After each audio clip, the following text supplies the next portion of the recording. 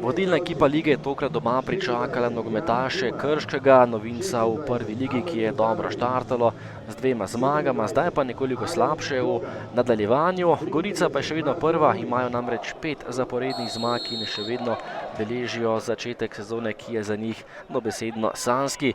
2. minuta in dober začetek za Severno Primorce. Mimo vrat je tokrat meril Đuzdanović. Še ena kombinacija sinje modrih, podal je Arčon, streljal Eleke, ki je še vedno najboljši golgeter prve lige, tokrat obramba Zalokarja.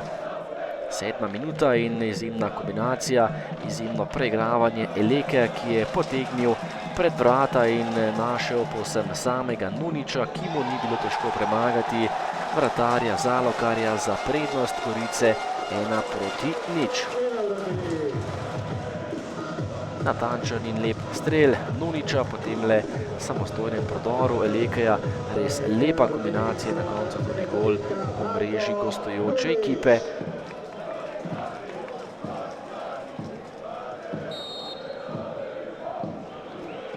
Še napad za Goričane, še ena podaja pred vrata, podal je Arčon, Nunič pa je iz bližine meril za malenkost mimo vrat. Podal je širok, nekoliko mimo vrat je v padcu, še enkrat meril Nunič, ki je bil tokrat izjemno dobro razpoložen.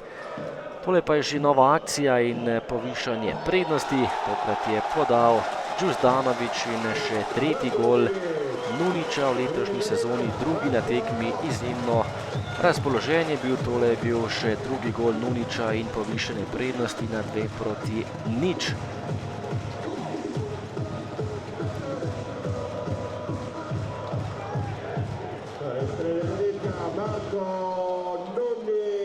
Lepo igra Gorica v tem letošnjem prvenstvu, nekaj mladih nogometašev in izjemno dobro so tudi razpoloženi. Še enkrat je meril Eleke, lepo je preigraval, tokrat je za las zgrešil gostujoča vrata. Prva akcija tudi za Krčane, oddaleč je meril Rujović, ampak na pravem mestu se je tokrat brez težav izkazal domači vratar Sorčan, ki je žogo izbil. Še enkrat Krško oddaleč, visoko čez gol Poljanec. Do konca prvega polčasa pa še Johnson, ki je zatresel prečko, po podaji iz kota, visok skok Johnsona in sreča tokrat za Krčane. Še enkrat pa Eleke, ki je našel Đuzdanovića, takole mimo vrat meril Đuzdanović in zapravil še zadnjo akcijo prvega polčasa. V drugem delu pa najprej velika priložnost Nuniča, ki je meril mimo vrat, po podaji z desne, priložnost za Poljanca, ki je meril mimo goriških vrat in potem še 11-metrovka za gostujoče nogometaše. Sorčan je bil pri žogi, ampak storil prekršek nad igralcem gostujoče ekipe. Žogi je stopil Urbanč in zadev za 2:1 ter vrnil nogometaše Krškega v položaj, ki jim je omogočal vsaj misel na morebitno točko. Potem trčanje Nuniča in vratarja Zalokarja, zahteval je rumeni karton, ampak ni dobil niti kartona gostujočega vratarja, niti 11-metrovke. Rumeni karton je prejel kar Nunič in predčasno moral z igrišča, kajti že predtem je imel rumeni karton z 10 nogometaši, je ostala Gorica.